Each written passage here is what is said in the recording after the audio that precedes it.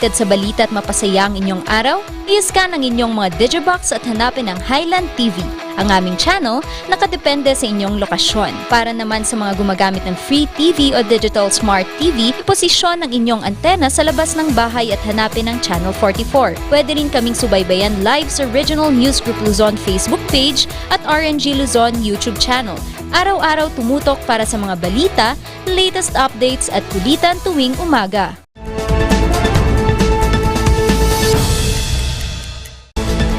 Sa ulo ng mga nagbabagang balita, optional na pagsusuot ng face mask, aprobado na. Panibagong rollback sa presyo ng petrolyo hindi ikinatuwa ng mga motorista. Mga tindahang nakahambalang sa sidewalk sa Dagupan pinagbabaklas. Mga mamimili hati ang opinyon sa Paleng QR. Cycling event sa Baguio City, tinumog.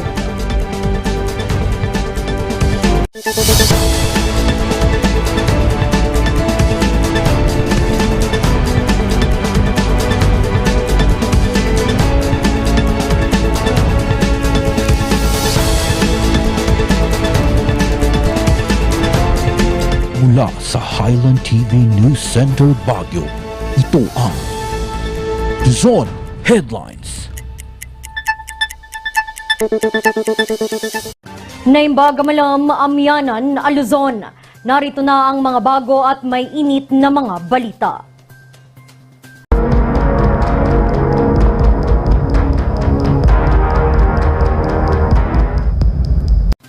Plano ng aprubahan ng pamahalaang lungsod ng Baguio ang optional na pagsusuot ng face mask. Pero pinigilan ito ng DILG. Magbabalita Charles Limon. Hirap kung minsan ang kargador na si Alfred sa bigat ng mga produktong pasan niya araw-araw. Dagdag pa dito ang face mask na suot niya. Kaya kung siya daw ang tatanungin, pwede nang wag magsuot ng face mask. Kahit hindi na, ma'am. Kasi mahirap yun sa aming mga nagde-deliver, ma'am, lalo na pag hinihingal ka, ma'am. Siyempre, kailangan mong tanggalin. Pero kahit payag siya, hindi pa rin niya nakakalimutang magdala ng face mask. Pag crowded lang naman, ma'am, siyempre, di mo rin masasabi, ganun. Noong nakarang linggo kasi, iminungkahi ng IATF ang planong pag-aproba sa optional face mask. Isa sa mga payag dito, ang lungsod ng Baguio. Already going to write the council to allow the mayor to execute an executive order, issue an executive order allowing optional use of face mask in open area. Sa plano ng pamahalang lungsod, maaaring hindi na magsuot ng face mask kapag nasa labas at mga open spaces. Pero kailangan pa rin magsuot ng face mask sa mga pampublikong sasakyan. Yun lang ay hindi muna ito pinayagan ng DILG. Fortunately, I got a call, I got a advice from DILG na i-hold ko muna yung abeyance. Ito din ang direktiba ni Secretary Benher Abalos ng DILG noong nakarang linggo. Payag naman dito ang ilang residente, pero ang ilan, gaya ni Cherry, hindi pa masyadong kumbinsido. Kailangan na rin ng face mask at the same time. Lalo na kapag may monkeypox pang nalalaman, kaya kailangan pa po ng face mask. Pero bago gawing optional ang pagsusuot ng face mask, dapat daw ay mapalakas pa sana ang booster vaccination sa bansa. 72 million ang fully vaccinated. Pero alam mo, ang kailangan pa nating i-push yung booster. Kailangan pa rin nating makapag-booster ng mas marami. Lalo na yung tinatawag nating most vulnerable population. Pero kanina, inilabas na ng Malacanang ang pagpayag ng optional na pagsusuot ng face mask sa labas. Naglabas po tayo today ng Executive Order number 3, allowing voluntary wearing of face masks in outdoor settings and reiterating the continued implementation of minimum public health standards during the state of public health emergency relating to the COVID-19 pandemic. So ito na po yung ina-announce ng DOH ng voluntary wearing of face masks outdoors in non-crowded places, provided kung kayo ay immunocompromised, seniors or hindi kumpleto ang bakuna, kailangan pa rin po mag-face mask. Ito ang pinagpulungan kanina ni President Ferdinand Bongbong Marcos Jr. at ng kanyang kabinete. Yun lang ay may mga limitasyon pa rin ito. Vaccinated individuals, senior citizens, and immunocompromised individuals are highly encouraged to wear their masks, and physical distancing will be observed at all times. So meron pa rin tayong physical distancing. Mandatory pa rin ang pagsusuot ng face mask sa mga loob ng pampubliko o pribadong establishmento. Kasama na din dito ang pampublikong mga sasakyan at kapag nasa labas pero walang social distancing at walang ventilation ng hangin. Ayon sa Malacanang, pinayagan ito ni President Bongbong Marcos dahil malapit nang makamit ng bansa ang Wall of Immunity. Pero kahit agaran ang pagpapatupad nito, nakabukas pa rin ang Malacanang sa iba't ibang suhestyon para sa unified standards ng nasabing kautusan. Charles Nicolimon para sa Luzon Headlines.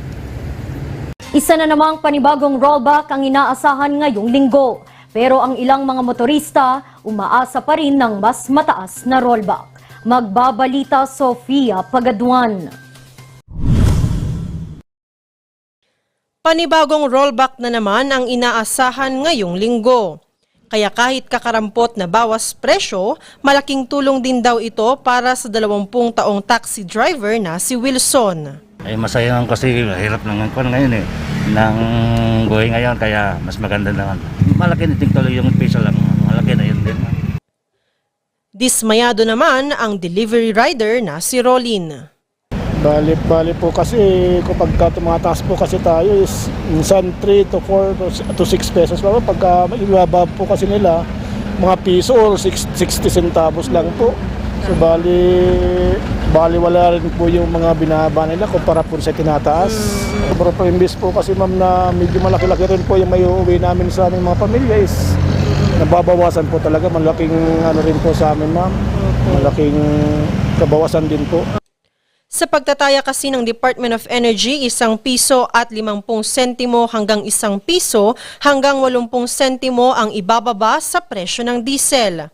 50 sentimo naman hanggang 80 sentimo kada litro sa gasolina, habang sa kerosene ay 1 piso at 80 sentimo hanggang 2 piso. Ang kadahilanan sa rollback, una yung pong global economic slowdown na sinasabi. Ibig sabihin, nagkaroon ng pagbagal sa kalakalan sa buong mundo. So, kung mabagal ang kalakalan, yung mga mobility ng mga tao, yung kanilang mga economic activities, so nag-cut ang supply, ang demand o yung pangangailangan sa produktong petrolyo. Second, yung pagtaas ng interest hike o pagtaas ng interest rates na binibigay ng mga central banks ng malalaking bansa, lalo na sa bansang Europa at saka sa Amerika. Naglabas na ng anunsyo ang ilang oil companies bilang tugon sa price rollback. Ayon sa Caltex, Clean Fuel, Jetty, Petrogas, PTT Philippines, Sea Oil at Shell, ibababa nila ang presyo ng gasolina ng 2 piso at 60 sentimo habang 1 piso at 55 sentabo naman sa diesel. Pero hiling ng ilang mga motorista, so may balik po siguro ma'am yung sa dati ma'am, yung before po yung sunod-sunod na pagtaas ma'am. Yan po siguro. Opo. Kasi kung baba po kasi ma'am ng konti, tapos bibiglan po nila tatasan ng malaki, parang wala rin po. Mas lalo po kaming ano doon ma'am sa ganon. Simula Enero ngayong taon, nasa 29 na piso at 50 sentimo na ang itinaas ng gasolina. 45 piso na ang sa diesel at 39 na piso at 25 sentimo sa kerosene. Sofia Pagaduan para sa Luzon Headlines. Hati ang opinyon ng mga mamimili at mga tindera sa bagong patupad na cashless transaction sa Baguio City Market. Narito ang balita. 2018 pa nagsimula ng tumanggap ng bayad si Zinia sa kanyang mga customers gamit ang mga money transfer app. Through GCash meron ako and bank transfer. Mas maganda para sa kanila, hindi na sila mag-withdraw. So mas madali din pag na-approve ko siya sa kasama ko, ibibigay sa kanila yung binili nila. Kaya naman, hindi na bago sa kanya ang bagong ipinatutupad na paling QR o cashless payment sa palengke ng Baguio. Dito'y pwede na silang magbayad sa pamamagitan ng GCash, Paymaya at iba pang mga cash transferring applications. Pabor din dito si Shanaya. Mas gusto ko po siya kasi ma'am is mas handy po siya. Wala po akong mas masyadong nahawakan na pera, ganun ma'am. Palagi na po akong nagbabayad ng GCash kaya nagtatanong na lang ako palagi pag may GCash lang. Through GCash pwede mag-pay din. Pero si Lola Mary, hindi ito gusto. Cash, siyempre gamitin ko. Gamit at jakmat amuti dagitang ibagbagam. May takot rin dito ang tinderang si Raquel. Mas gusto ko yung cash na lang. Ayoko yung GCash kasi maraming pipindot. Mamaya, magkamali ka pa ng pindot, ulitin mo na. Ang Paleng QRPH ay programa ng Bangko Sentral ng Pilipinas at Department of Local Interior and Local Government para maisulong ang paggamit ng teknolohiya sa mga negosyo at mga stakeholders. Formal itong nasimulan noong August 14. Paglilinaw naman ni Mayor Benjamin Magalong, hindi pa ito mandatoryo sa lahat ng tindera sa palengke. Eventually, ganun din. You have the option right now. Hindi pa siya mandatory, mandatory. Ang gagawin natin is pwede ka makapag-transact pa rin ng business, ng cash, tapos pwede ka. So, merong QR code. Ang requirement namin sa kanila is they have the QR code, pero they can still accept cash. Ang paggamit daw ng ganitong makabagong pamamaraan ng pagbabayad ay isang hakbang para sa pagiging innovation hub ng lungsod. Pinag-aaralan pa ng pamahalaang lungsod ang pagdadagdag ng Paleng QR sa mga serbisyo ng Baguio in My Pocket at pati na rin sa partnership sa iba't ibang mga bangko. Randy Guzman para sa Luzon Headlines. Nakikita namang sagot sa pagpapaunlad ng industriya ng palay sa bansa ang modernization. Magbabalik sa report, Charles Limon. Nagtipon-tipon sa Bacara, Ilocos Norte ang iba't ibang representante ng iba't ibang rehiyon sa bansa sa ika-15 National Rice Technology Forum. This occasion has come to this momentum that we are here to witness and acknowledge yung mga suporta po ng ating partners wherein the main goal is to increase rice production. Paksa ng forum ngayong taon ang pagbibigay pansin sa paggamit ng hybrid rice technology. Ayon sa Department of Agriculture, malaki ang benepisyong dala ng hybrid rice. Mababa kasi ang cost of production nito at mas marami ang maaaning palay. Kung makita ng mga farmers ang field natin, makita nila ang technology natin, mahipo nila o mahawakan nila yung mga palay natin at may tayong interaction sa kanila. That's basically the design of what we do. Kaya naman, ito ang nakikitang sagot laban sa rice importation ng bansa. Sa pagsusulong ng hybrid rice sa bansa, hiling ng mga magsasaka ang suporta mula sa pamahalaan. First, increase yung production natin sa pagpapalay. Rice production, i-increase natin yan. Number 2, pag nag-increase yung production mo, pababaan natin yung cost of production. Tiniyak naman ng National Rice Board of the Philippines ang sapat pang supply ng bigas sa kabila ng nararanasang inflation sa bansa. Ito din ang prioridad ng kalihim ng Department of Agriculture na si President Ferdinand Bongbong Marcos Jr. Magtatagal ang forum mula Lunes hanggang Miyerkules kung saan inaabangan ang posibleng pagdalo ni President Ferdinand Bongbong Marcos Jr. Noong nakarang taon, umabot sa 19.9 million metriko tonelada ng bigas ang naani ng buong bansa na target pang higitan ngayong taon. Charles Nicolimon para sa Luzon Headlines. Susunod, mga tindahan na nakahambalang sa sidewalk sa Dagupan pinagbabaklas. Yan at iba pang mga balita. Abangan!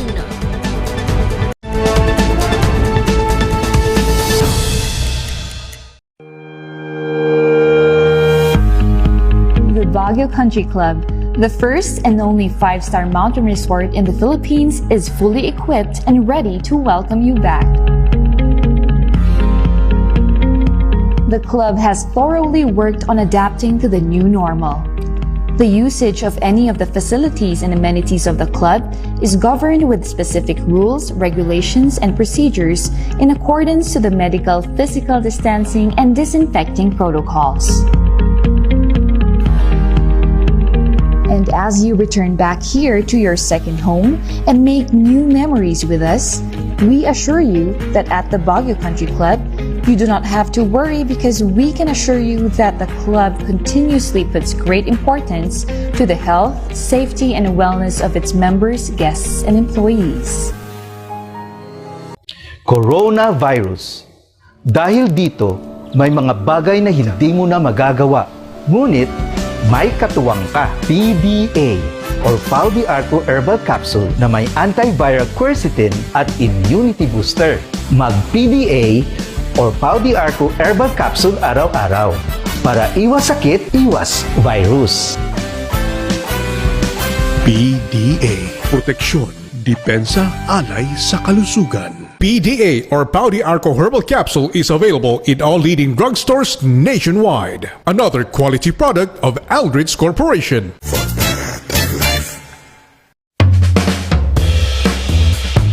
Yes! Ayos to! Ayos to! Pa, ang lakas naman ang tawa mo. Sino ba namang hindi matutuwa dito sa online shopping service at cash on delivery ng TG Home Builders? Pwede din mag-online reservation for pickup. Pa, ano yung sinasabi mo?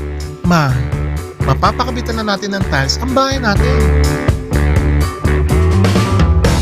Pa, baka naman pwede mo isabay yung bubong ng bahay natin. Para sa quality construction materials, mag-TG Home Builders. Main warehouse and showroom at number 75 Ferguson Road, Gisad, Baguio City. Bucaucan Branch at number 73 Bucaucan Road, Baguio City. Marcos Branch at KM3 Marcos Highway, Baguio City. Sales Office Branch at number 221 at Tab Marcos Highway, Baguio City. La Trinidad Branch at KM6 Batag, La Trinidad. And Urdaneta Branch at MacArthur Highway, Urdaneta City. TG Home Builders. We turn houses into homes. Ang maagang konsultasyon ay mahalaga sa pagpuksa ng sakit na dengue. Ngunit, ang tanong ng sambayanan, sapat nga ba ito? Masigasig, maliksi, protektado at mapagmatyag, yan ang dapat mong taglayin. Hanapin ang pinagpupugaran at wasakin ito. Hello? Nahanap ko na po yung lungga. Kailangan ko na po kayo. Sige po, Master. Suportahan ng fogging at spray. Katapusan mo na, mosquito man.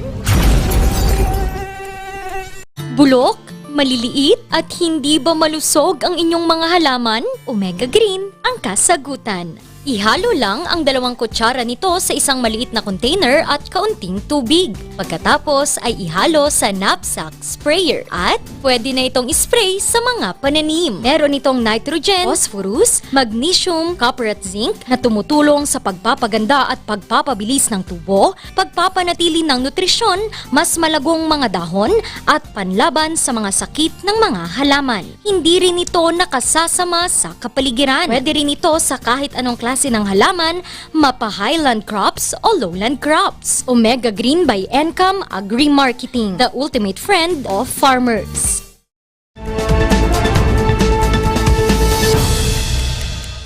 Pinagbabaklas ang ilang mga tindahang nakaharang sa mga sidewalks ng Dagupan City. Ilang establishmento hindi rin pinalagpas. Magbabalita Jose Inventor. Ilang taon na ring naging hanap buhay ni Nanay Janice ang pagtitinda ng sari-sari mga produkto sa labas ng Region 1 Medical Center. Nakatitipid daw siya dahil hindi niya na kailangan magbayad ng mahal na pwesto. Yun lang, laking lungkot niya ng pinagbabaklas ng Task Force Anti-Littering Magsaysay ng Dagupan City ang kanyang munting pwesto noong Sabado.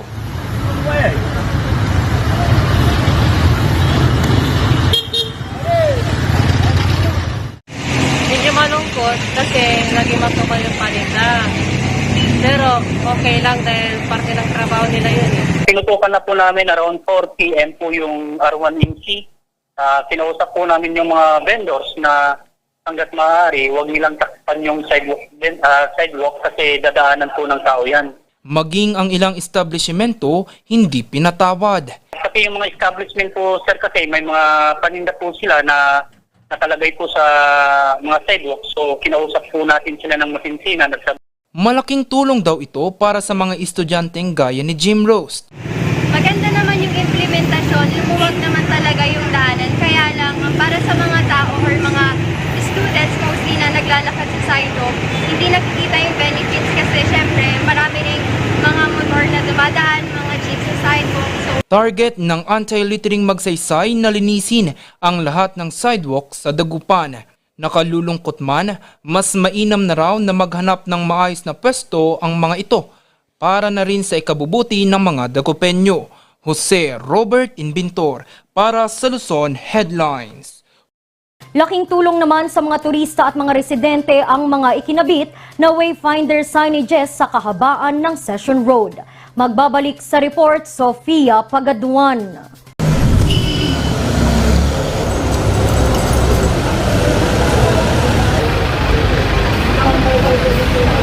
Laking latrindad ang first-year student na si Aidan. Dahil dito, hindi siya masyadong pamilyar sa mga lugar sa Baguio City. Kaya laking tulong sa kanya ang mga bagong kabit na mga wayfinding signages sa Session Road. Importante po kasi sa akin po, ang alam ko lang way is yung from sa amin po hanggang sa school. Pero if magbubulakbol or may pupunta na hindi naman alam dito, mas useful po kaysa naman po maghanap muna ng guard para magtanong or magtanong na medyo nakakaya. Ganito din ang sentimiento ng tubong Baguio City na si Lori. Kahit siya kasi hindi rin pamilyar sa ilang mga lugar sa Central Business District. hindi lang po as resident kasi sabi mo magagamit po ng tourist, lalo na po sa mga hindi alam or yung mga student na nagre-rent or nag-apartment po na fellow students para po alam din nila pag hindi nila masyadong alam yung dadaanan nila. Nitong Agosto lamang kasi, sinimulan ng ikabit ng Department of Tourism Cordillera ang mga wayfinding signages sa Session Road.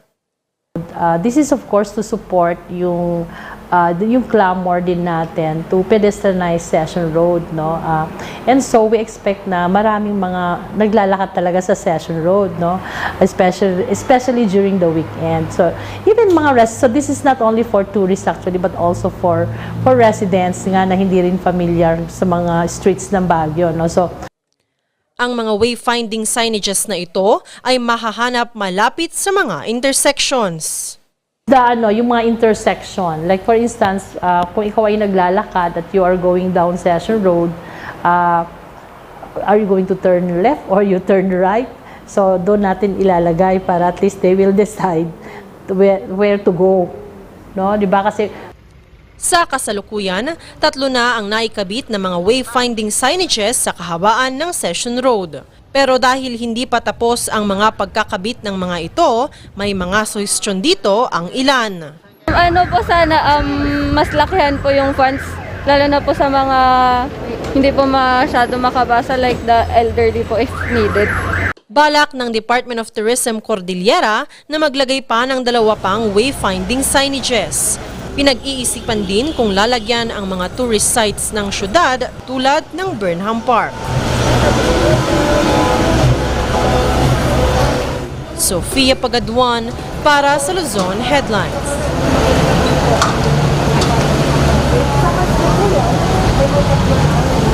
Isang paraan ng pagtatanim ang ibinibida ngayon ng isang residente sa Dagupan City. Malaki raw ang tulong nito sa kanilang kalusugan at pwedeng-pwede pang pagkakitaan. Narito ang kwento.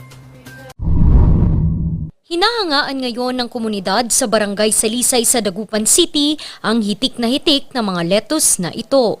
Tanim ito ng pamilya Mendoza. Ang mga lettuce kasi nakatanim sa mga styro cups. Tawag dito ay hydroponic farming. Ngayon lang ako nakakita ng pagtatanim ng lettuce. Maganda pala. Tapos, ang ganda-gandang tignan. Maganda siyang pagtatanim. At nakikita mo, nakakainganyo. Kaya gustong-gusto kong makita at gusto mo rin matikman kung gaano. Siguro masarap yun, dahil hindi ko pa natitikman yun. Kwento ni Joanne, nagsimula raw ang kanilang pagtatanim ng ganitong paraan dahil sa kanilang pagkahilig sa panonood sa YouTube. Nag-start ako ng hydroponics farming noong May of last year, 2021. Wala talaga akong background sa farming. Kaso, naisipan kong gawin to kasi wala akong magawa sa pastime ko. And marami kasi akong napapanood sa YouTube about hydroponics. So, nung nakita ko yung mga tanim nila, parang gusto ko rin i-try. 6 hanggang 8 linggo lamang ang aantahin bago ito pwede nang anihin. At bukod sa may libre na silang pagkain, pinagkakakitaan na rin niya ito. Parang naisip namin maganda tong maging business. Kaya ang ginawa namin, nagtayo pa kami ng isa pang greenhouse sa isang site. So doon, nag-start kaming magtanim ng iba-ibang, lettuce pa rin, pero nagtanim kami ng iba-ibang variety. Meron kaming mga Lolo Bionda, mga iba-ibang variety ng lettuce. Lolo Bionda, romaine lettuce. Ngayon, padami na ng padami ang mga kainan, lalo na mga samgyupsalan na kanilang sinusuplayan ng lettuce sa kanilang bayan.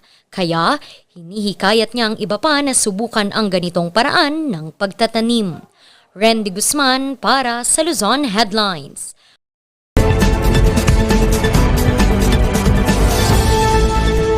Of late, marami tayong reports on injuries because of the slippery, tactile pavements dito sa Baguio. At ang sabi nila, masyadong smooth yung tactile, kaya pag nabasa, maraming nadudulas. And some engineers say that ang tactile surface ay dapat rough or rubberized. Ang relevance natin sa topic ngayon, ano ang liability ng local government unit in case of injuries or death because of that tactile surface in the sidewalks of the LGU. And ang discuss natin ay yung case ng Tiotico versus City of Manila. At itong Tiotico versus City of Manila ay isang case of negligence na yung isang residente ng Manila ay nahulog sa isang open manhole na being maintained and operated by the City of Manila. At nung siya ay nagdemanda, ay inaward siya ng damages ng ating Korte Suprema dahil ang sabi ng Korte Suprema, yung mga local government units who are negligent in the performance of their functions should be held liable, no? For injuries or damages caused by their facilities. And isa sa mga depensa na sinabi ng City of Manila during the hearing was, hindi naman namin pag-aari yan dahil national highway ang nagme-maintain yan or national highway ang nagmamayari. Halimbawa dito sa Session Road, technically, ang Session Road or Harrison Road are parts of the national highway. So sabi ng City of Manila, wala kaming liability because it is a national highway. And dito ang sabi ng Supreme Court, that is a non-issue. Ang importante dito, yung maintenance ng facility is being borne by the LGU or the local government unit. Sila ang nagsusupervise, sila ang nagkokontrol ng mga empleyado na nagme-maintain doon sa mga facility na yan. So they should also be liable even if yung facility na yan ay owned by the national government as long as it is under the control, supervision, maintenance of the local government unit, then they should be liable for whatever injuries or death na pwedeng mangyari because of the low maintenance or the negligence of these facilities.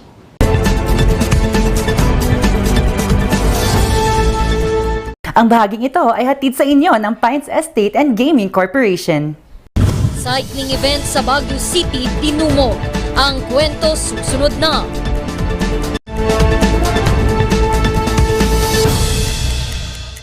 Ang maagang konsultasyon ay mahalaga sa pagpuksa ng sakit na dengue. Ngunit, ang tanong ng sambayanan, sapat nga ba ito? Masigasig, maliksi, protektado at mapagmatyag, yan ang dapat mong taglayin. Hanapin ang pinagpupugaran at wasakin ito. Hello? Nahanap ko na po yung nungga. Kailangan ko na po kayo. Sige po, Master. Suportahan ng fogging at spray. Katapusan mo na, mosquito man.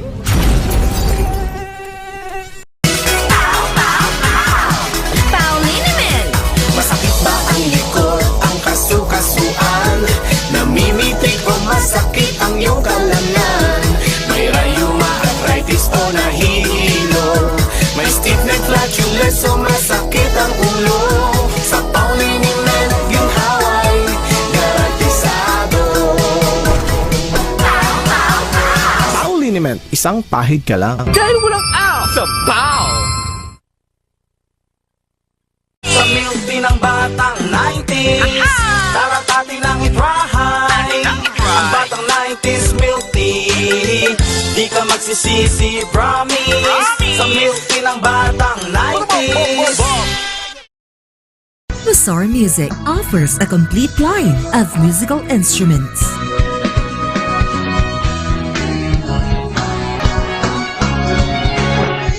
Bazaar Music, Baguio's pioneer in online music and art lessons.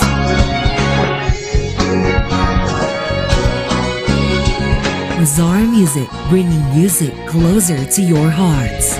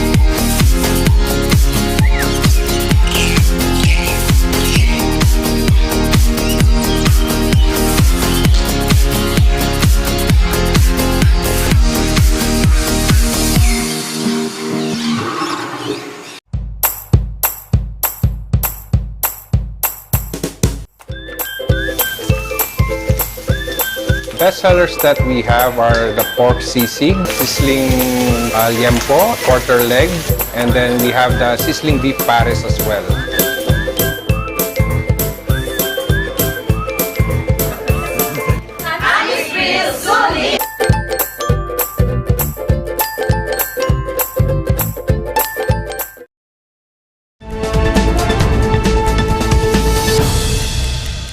Higit 200 siklista lumahok sa isang cycling event sa Baguio City. Ang buong kwento mula kay Sofia Pagaduan.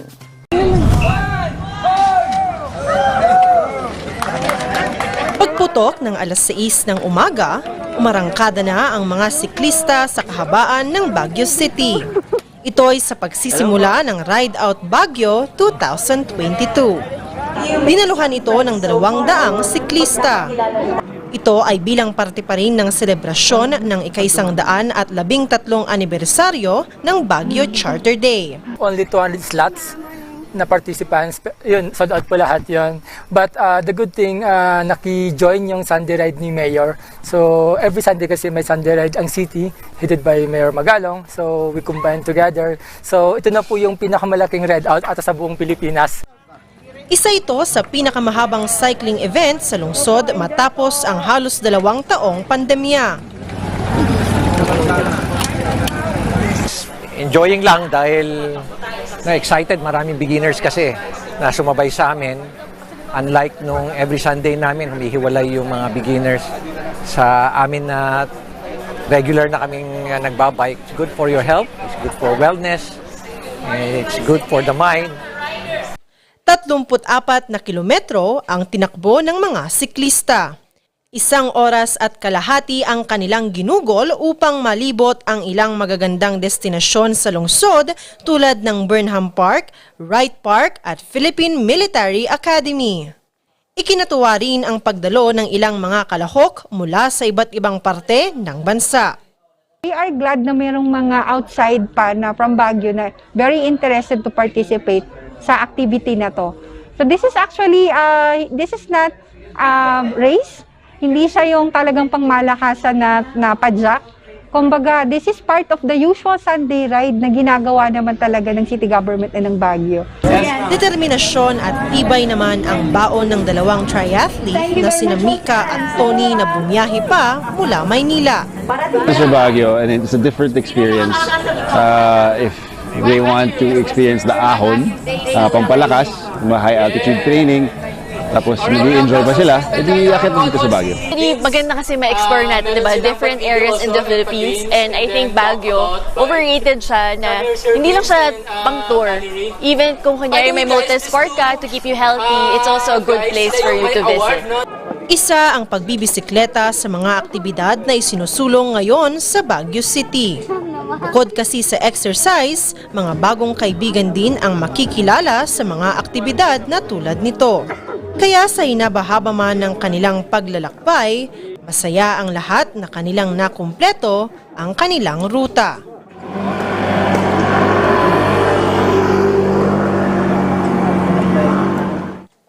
Sofia Pagaduan para sa Luzon Headlines.